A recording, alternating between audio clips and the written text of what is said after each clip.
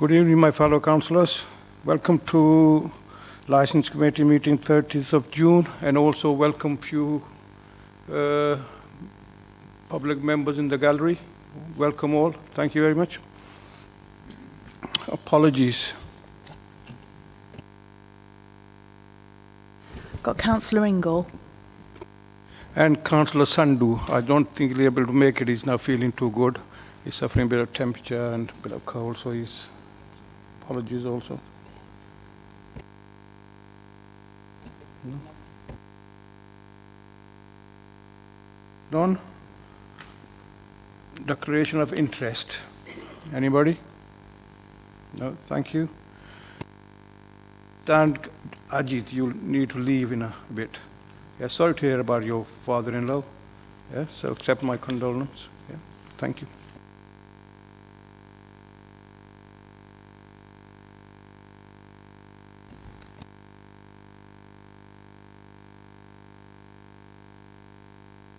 Yeah. Page 1.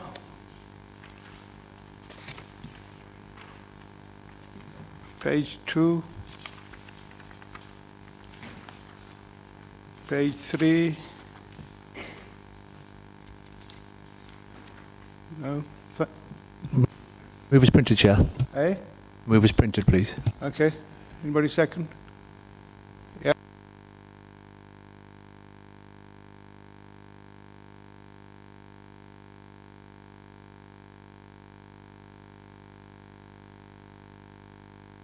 Sorry. Item 5. It's Angie. Over to you. Thank you, Chair. The first report this evening is the general licensing and administration and compliance activities for the year 21-22. The report provides some information on the activities the General Licensing Service has undertaken during the last financial year. I've provided an appendix in which you can see the number of applications that's gone through the service in relation to the Licensing Act, the Gambling Act, and all our regulatory service. You will see the numbers we've had this year, or should I say the last financial year, and the numbers we received the year before. You'll probably see from those figures that numbers of applications and activity is rising quite nicely, so we can see that growth is healthy and businesses are having the confidence to move forward. On the reverse of that appendix, we have some compliance figures. We are starting to carry out more compliance visits to premises now that we are able to get out, and we have carried out some interagency inspections with other authorities. There's also a little bit of financial information on there for you in relation to suspension notices. They're the notices that the licensing authority can serve on premises that haven't paid their annual fee. The report is provided for information, Chair, and the recommendation is just to note the contents of this report. Thank you, Angie. Any questions for Angela? We are happy to note the report. Thank you.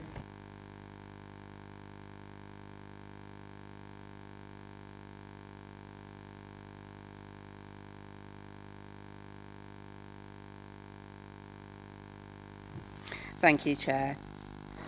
On the other side of the general licensing is obviously the taxi licensing, administration and compliance. Again, what I've provided here is some information on what has gone through our systems, again, over the same time period. There are several appendices on this. The first one includes stats on Hackney vehicles, the types of applications we've received and the numbers that have gone through our service. Appendix 2 sets out some of the compliance work that we've carried out and the results of those. Appendix 3 gives you a little bit of information around the knowledge test and safeguarding courses that have been carried out by new drivers. Those numbers are a little bit low, but I would expect that because of the previous 2 years. But again, we can see that delegates are now booking on those courses, so business again is moving forward. Appendix 4 gives you a breakdown of our current Hackney carriage and private hire fleets. This is in age, so that you can see how many of each car or each type of car we have in a year. Appendix 5 is the results of our penalty point system, and you can see the statistics there for the checks that have been taken out. So you can see that we are quite proactive in using the sanctions that we have to hand. The final appendix is in relation to our hearings, and you can see there that we have held some hearings. The results are on there, and we have had 3 appeals go through the Magistrates' Court. Again, Chair, that's a report for noting. Any questions for Angela on this report? So all in favour of noting the report? Yeah, thank you.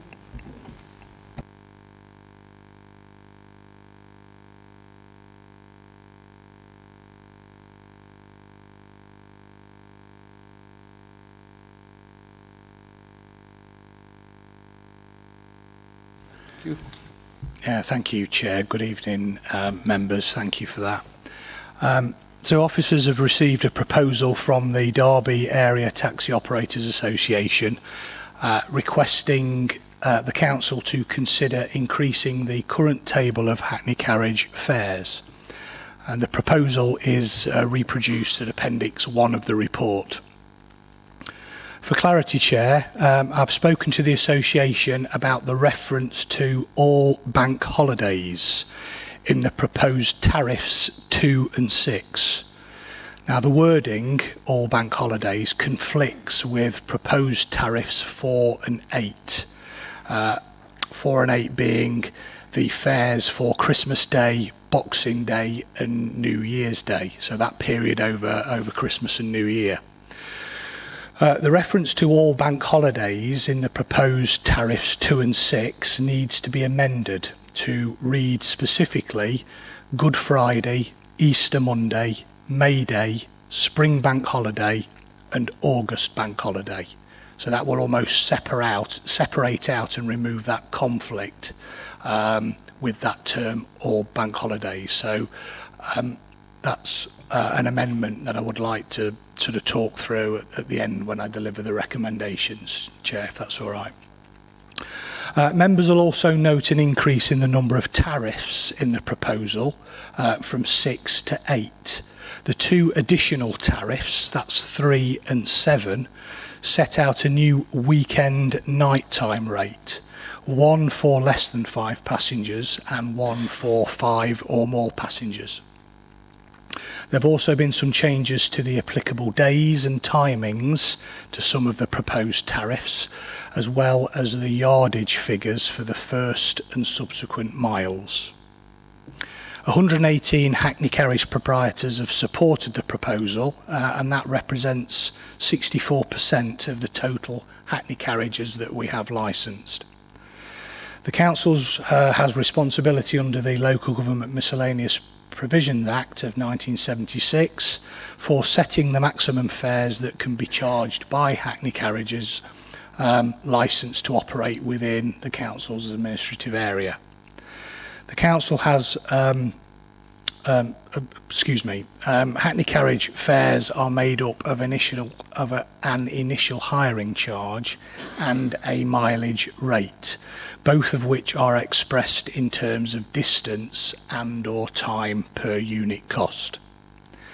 The Council's current table of fares are set out at Appendix 2, and paragraphs 4.6 through 4.9 contain further information about comparable costs. The proposal received from Daytoa would see a 2-mile journey on fare tariff 1 rise from £6.20 to £7.20, an increase of just over 16%.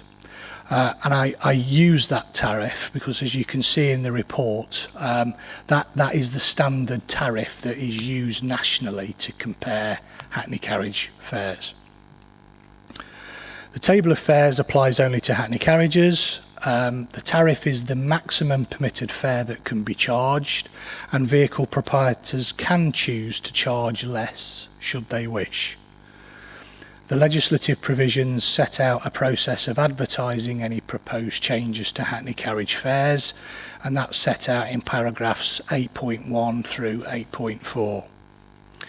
So turning to the recommendations, Chair, to consider and determine a request for the variation of the table of fares for the hire of Hackney carriages in Derby, set out in Appendix 1, obviously subject to that amendment to the reference to all bank holidays that I spoke about. If committee agree to vary the table of fares, to authorise the head of licensing to advertise any proposed variation in the table of fares for a period of 21 days. And if committee agree to vary the table of fares, that, subject to consideration of any objections to the advertisement, the variation shall come into effect on the date of the expiration of the period specified in the notice, or the date of withdrawal of any objections, or if more than one, of the last objection, whichever date is the latter. Thank you, Chair. Thank you, Mike. Any questions for Mike?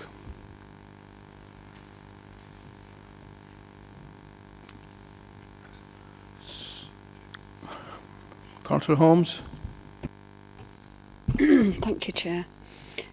Can I just ask, Mike, when the last increase of fares was? I can't remember. It was 2017, Councillor Holmes. And correct me if I'm wrong, we didn't increase any of the fees this year for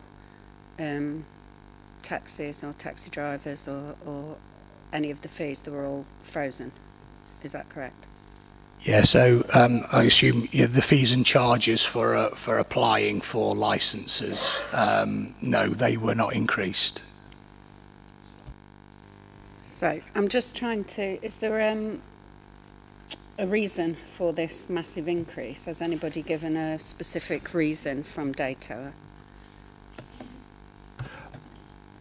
There was no specific reason set out in the proposal that was received, and obviously the set of the set of signatures that were received as part and parcel of the proposal didn't have any additional information as to specific reasons. No, Chair.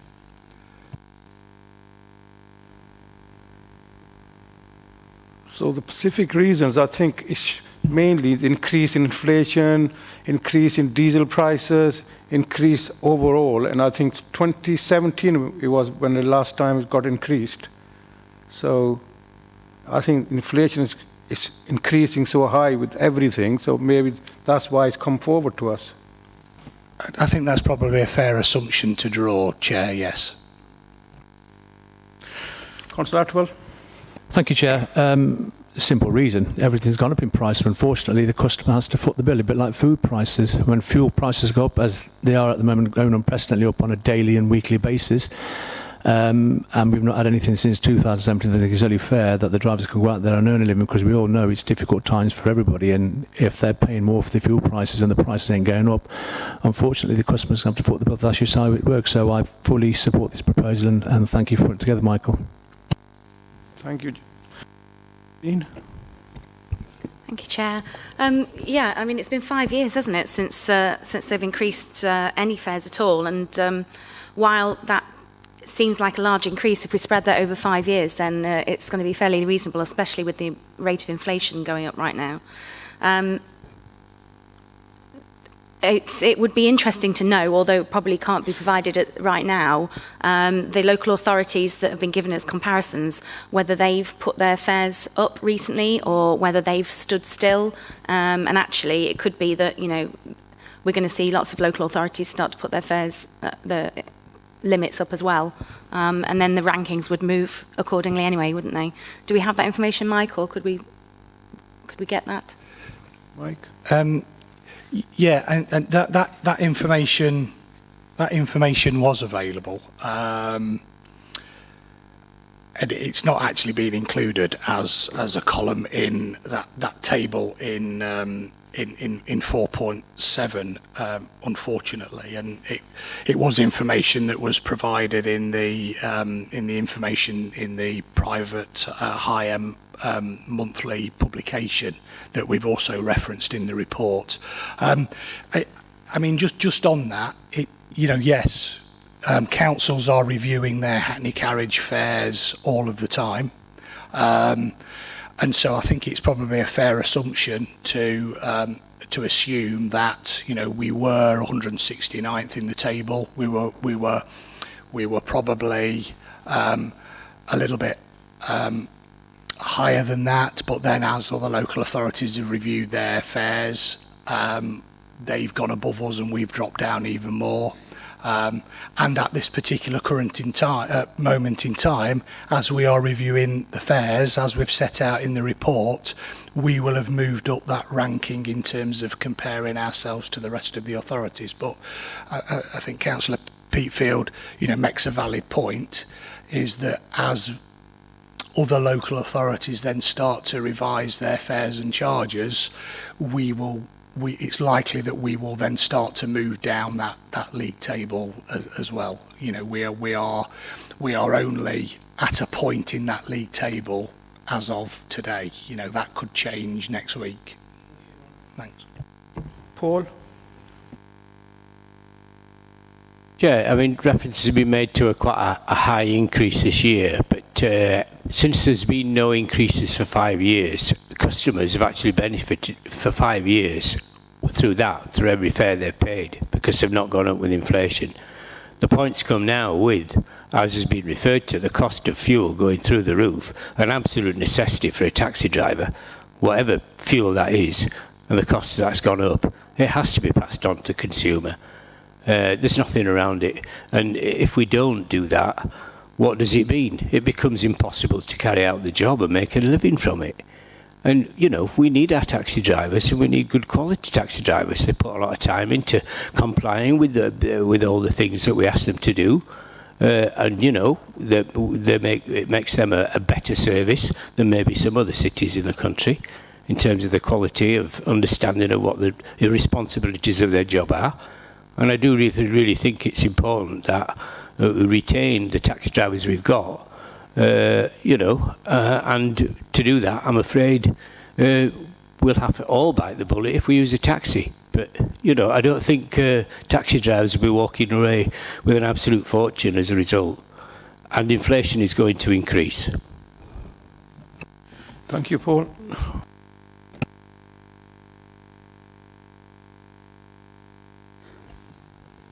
Chair, I think it's a reasonable proposal, because if you work out the cost of living CPI over the last 5 years, I think it will come to around 15-16% anyway. So retrospectively, they are trying to cover the lost ground over the last 5 years. And if there's no further increase for another 2 or 3 years, that means 16% rise covering a period of 7 or 8 years. In overall terms, actually, they've made a slight loss, or there's been a slight decrease in the overall amount that they are charging in fare. So I don't have any problem supporting the proposal that's contained in that report. Thank you, Fred. Dr. Cotter. Thanks, Chair. Could I just ask Mike, do these tariffs, can they come down as well as go up if inflation goes back to normal sort of 2%? Do we ever see a tariff go down? It's not normal for tariffs to go down, but it's not impossible. If the trade came back to us at a point in time with a request to reduce the charges, we would consider that. you know, and I suppose the other point to make is we don't necessarily need to have to wait for a proposal to come from the trade. You know, there are local authorities out there that do review hackney carriage fares without having a specific approach from the trade to do that. All I would say is that when that point comes, there is always a legal requirement to consult, you know. So no, fares don't normally come down, but that doesn't mean they can't. Thank you, Mike. Councillor. Thank you, Chair. I note that we are 42nd in the highest, the 42nd highest fares now, but I wanted to know really, if Mike knows, how many in the last quarter of the 355 have increased their fares. I also note from Councillor Holmes and others that there hasn't been a rise since 2017, and it really is needed. But it does put us in the 12.5% top charges over the 355. I'm not concerned. I believe it's fair. That's all my comments. Thank you. Thank you, Councillor Evans.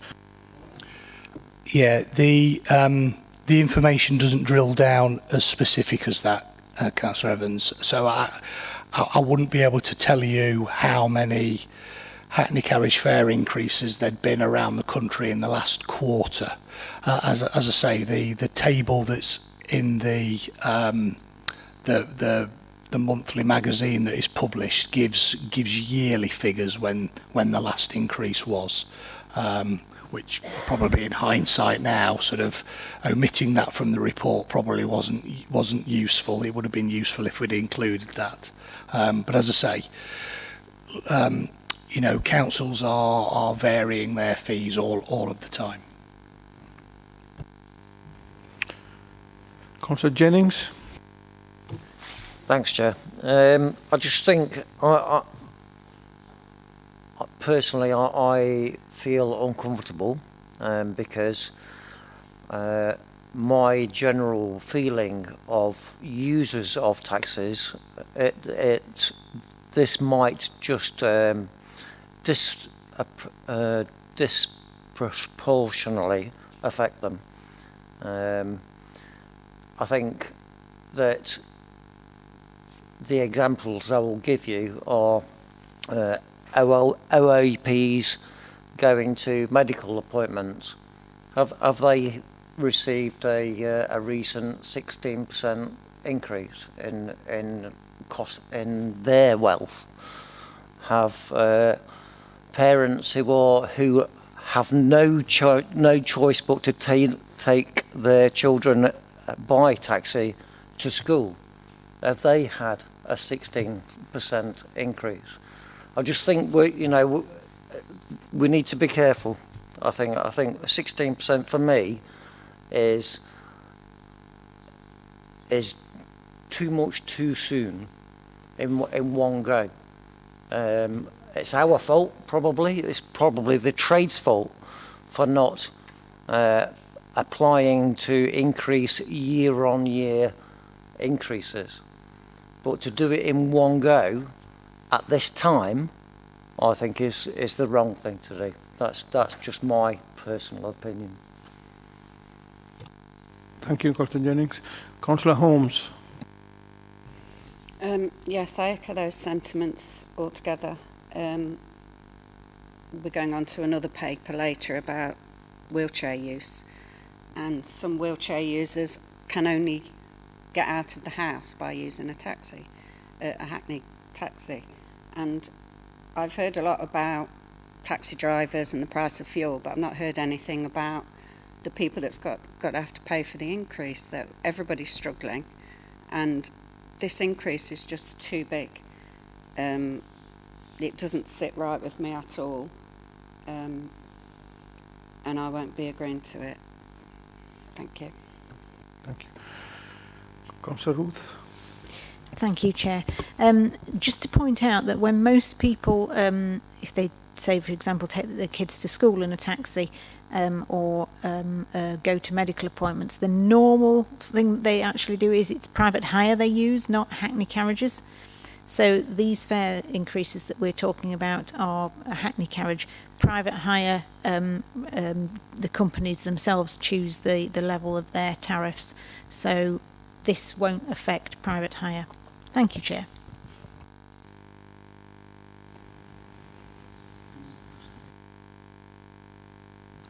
Thank you, Chair. Thank you, Chair. Going back to what Councillor Jennings said, it's a trade's fault. I think either he's been living in a different world than we have. But we have been in a pandemic for the last couple of years, and we are slowly trying to get through it. We've had no increases again since 2017. So, Chair, can we just put it to the vote, please? Thank you. Hello. Well, thank you, Chair. It was just, I mean, one of the benefits or advantages of having been through this process in the 17, 18 years I've been here at Derby is that the proposal which is put to you, it's not necessarily a what's and all. That's not to influence the debate. It's not the options you have and simply to reject or approve as requested. You can, if you feel there is a median point, have a debate about an alternative CPI if that's what you want.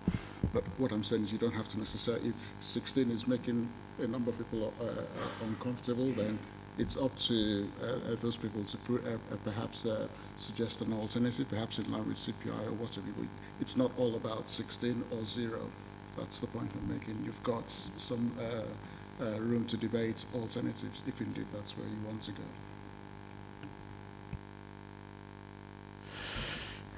Councillor Jennings.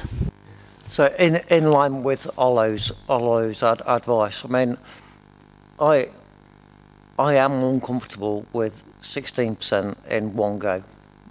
That's the nub of it. I quite understand that taxi drivers need our help. That, you know, I understand that they need to put up the fares to take into account rising fuel costs and rising cost of living. But I just do not think that 16% at this current time is the right thing to do. So I would make a proposal.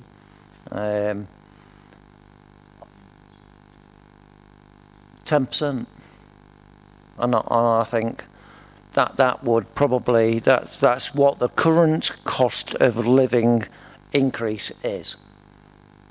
It's 10%. So I would support that.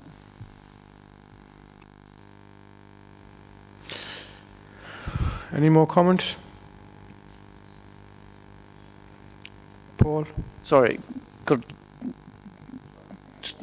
Chair, are you asking for? Can you ask for a seconder for that one, please? Yeah. Okay, Councillor Porter seconds this. Yeah. I'd just like to speak against this amendment or proposal. I do think that what's tabled is something that's been well thought out by the trade. It's not excessive in the present climate, and I think we should reject this proposal. Okay, thanks, Paul.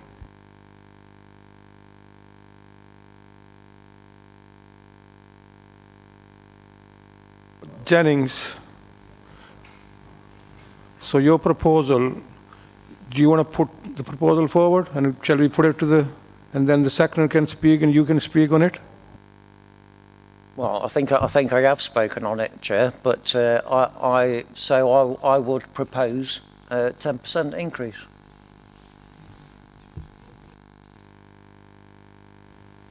And I'll second, Chair, so we had a to the vote. second there, didn't we, previously? Yeah. So do you want to say anything? Any more? No, other than I support this proposal. Thank you.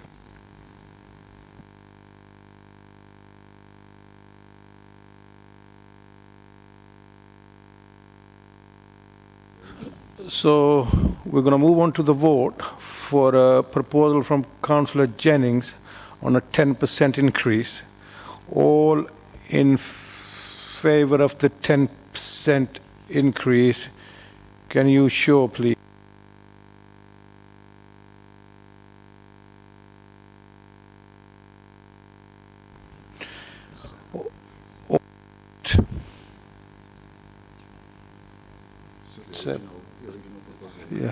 Yeah, thank you.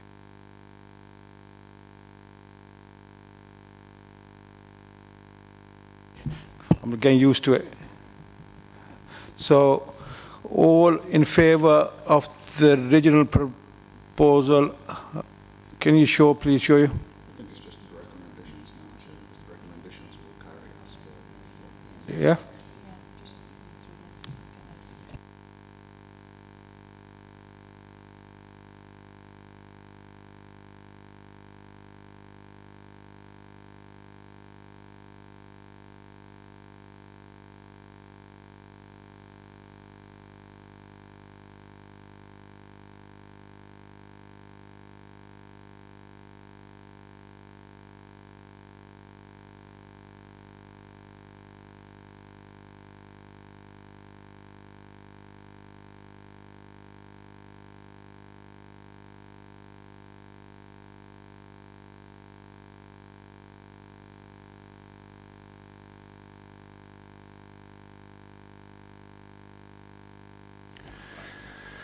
Yes, thank you, Chair.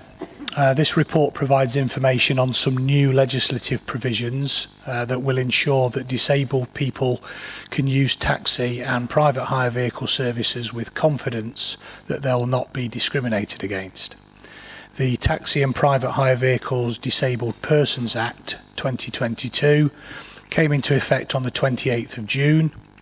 And it amends the Equality Act of 2010, introduces new and amends existing duties for local authorities, taxi and private hire vehicle drivers and private hire vehicle operators. Local authorities have got an important role to play in ensuring that the requirements of the new legislation are implemented effectively. You'll see set out in paragraph 4.5 the requirements in relation to maintaining a list of wheelchair accessible vehicles, and the Council already meets this requirement. Paragraphs 4.6 and 4.7 contain information about exemptions. So paragraph 4.6 outlines the current process in place to receive and consider applications for exemption certificates. And a link to this process on the Council's website has been included in the report. Officers have reviewed these existing procedures, Chair, and are asking committee to approve them as an appropriate and transparent policy in place for inviting and considering applications and issuing exemption certificates and notices under the new Act. Paragraph 4.7 sets out the new exemption requirements that will apply from the 28th of June. Paragraph 4.8 sets out what the Council needs to do to meet these requirements, and approval is being sought to inform all licensed drivers that they'll shortly be subject to the new duties introduced by the new Act, and that any who consider themselves medically or physically unfit to perform the mobility assistance duties and who do not already hold an exemption should contact the authority to seek an exemption as a matter of urgency. And also to inform drivers who currently hold an exemption notice that the notice will continue to remain valid until replaced or withdrawn by the authority, and that regardless of the notice wording, from the 28th of June it will exempt drivers only from the mobility assistance duties that are set out in the new sections 164A and 165. Paragraphs 4.9, 4.10 and 4.11 set out new requirements for drivers and operators. The existing legislation requires drivers of designated wheelchair accessible vehicles to accept the carriage of wheelchair users, provide them with reasonable mobility assistance, and refrain from charging them more than any other passengers. From the 28th of June, all taxi and private hire vehicle drivers and operators, regardless of whether the vehicle is wheelchair accessible, will be subject to these duties. Taxi and private hire vehicle drivers will be required to accept the carriage of any disabled person, provide them with reasonable mobility assistance, and carry their mobility aids, all without charging any more than they would for a non-disabled passenger, and provide any disabled passenger who requests it with assistance to identify the vehicle at no additional charge. Private hire vehicle operators will be required to accept bookings for or on behalf of any disabled person if they have a suitable vehicle available. Paragraph 4.12 sets out what the Council needs to do to meet these requirements, and approval is sought to communicate with operators and drivers to ensure that they understand the new requirements and the enforcement action the authority will take in response to any non-compliance, and update any internal guidance the authority uses to support both reactive and proactive enforcement of the Equality Act provisions. So the recommendations, Chair, are to note the contents of the report, to approve the proposal set out in paragraph 4.6 of the report, and then to approve the proposal set out in paragraphs 4.8 and 4.12 of the report. Chair, thank you. Thank you, Mike. Any comments on this report? Yeah, Councillor Holmes. Just a couple of questions, if I can, Mike. The exemption certificate, do you know how many we've got out already at the minute? Is the first question. Yeah, I don't off the top of my head. No, sorry, Councillor Holmes. And the next question is, are they ever renewed? Or once you've got an exemption certificate, does it last forever? Or do you ask for, say, the doctor's certificate yearly? Or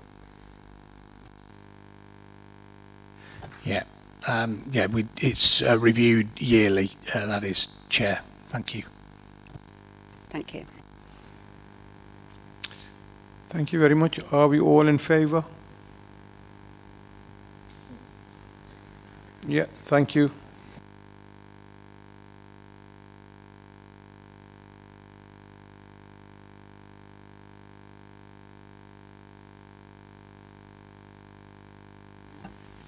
Thank you, Chair.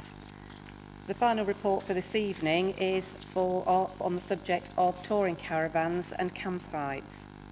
As a council, we are responsible for issuing of site licences in respect of land to be used as a caravan or a campsite, provided that the relevant planning permissions are already in place. As such, as part of safety and safeguarding, conditions may be attached to the site licence, and in fact the Council already has approved a set of model conditions in respect of the residential mobile home sites. The subject of today's report specifically relates to the control of touring caravans and camping sites. We have received an inquiry in relation to this theme, and it is therefore felt to be an appropriate time for consideration to be given to the adoption of a similar set of model conditions in respect of touring caravans and campsites. The example model conditions are attached at Appendix 1. If the committee is minded to proceed, the recommendation is that a 12-week public consultation is carried out on the consideration of those model conditions. Thank you, Chair. Any comments on this report? Nadine? Thank you, Chair. I note that it did say it was a casual inquiry, but I just wondered if there was any idea of size. No, Chair, not as yet. It was a very, very general inquiry which made us look at the subject matter, so we thought it is a good time to move forward and be prepared for any such application. Thank you, Angela. Any more? Thank you very much. Are we all in favour of the report? Yep. Thank you. That's the end of the meeting. Thank you very much. Have a good evening. So take care. Thank you.